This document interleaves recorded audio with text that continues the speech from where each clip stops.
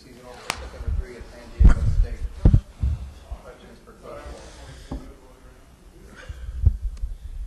Coach, give me your mentality on a pretty special talent you have in Mark Rogers, how you try to get him the ball and why you try to give him the ball so much.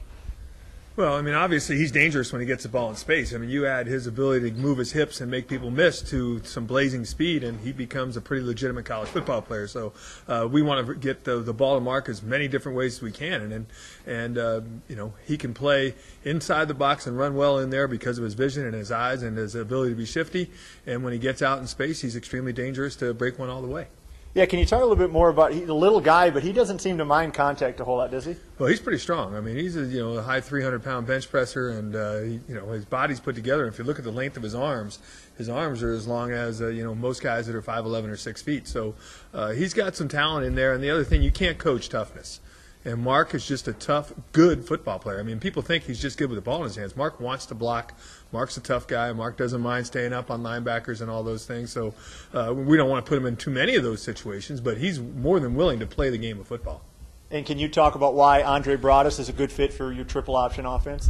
Well, I mean, I've had the pleasure of watching Andre play for a lot of times when he was in Portland as a youngster all the way through high school at Grant High School in Portland. And Andre Broaddus is one of those guys, when the lights go on, he turns it on too. I mean, he's a tremendous football player that's extremely exciting, and unfortunately that we didn't have a lot of experience as a fan base here in San Luis to watch him play last year in the 4 or 5 games that he played and started in. But if you watched the McNeese State game, you would say that the run that he made changed the entire complexion of the game. It was a broken play. He ran 51 yards for a touchdown, and from that point on we dominated the football game. He has the ability to make us look like we know what we're doing. He makes a bad play a great play, gives us a second opportunity.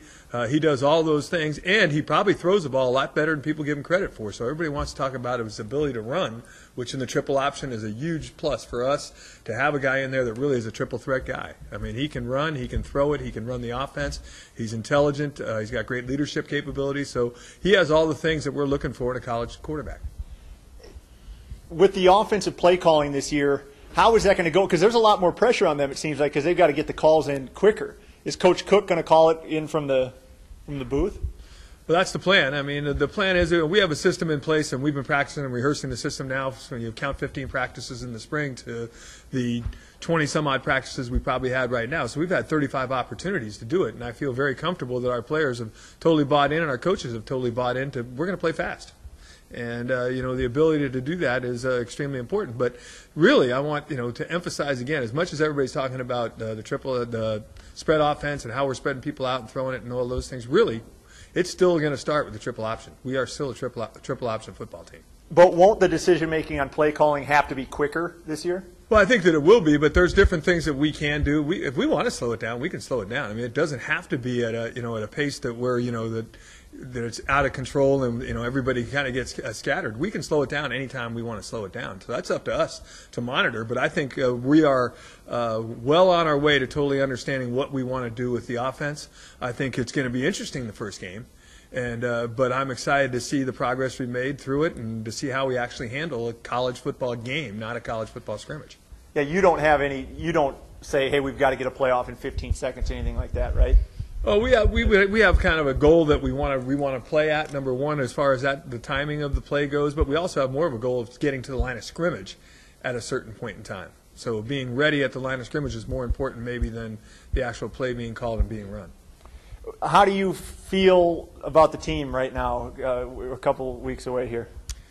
Well, obviously, I feel pretty good. I think that we're fairly healthy. We do have some injuries out there that cost us a little bit of depth, and maybe some guys that would really be tremendous contributors. But the bottom line thing is those things happen in the game of football, so you got to play through them. And fortunately, we feel like we're deep enough at those positions to where we can move forward at the speed that we want to move forward with. So I feel very comfortable with it. I think that if you ask me that question, I think the biggest concern, we haven't done it in a game yet. That's a fact.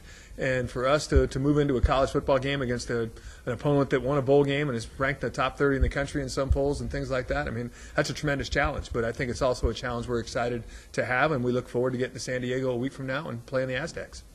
And finally, other than Gavin, is there anyone else who might miss that game? Carl Winkleman's probably questionable right now, and then there's a couple other guys that are probable, but they probably will play. So I just mentioned those two guys right now off the top.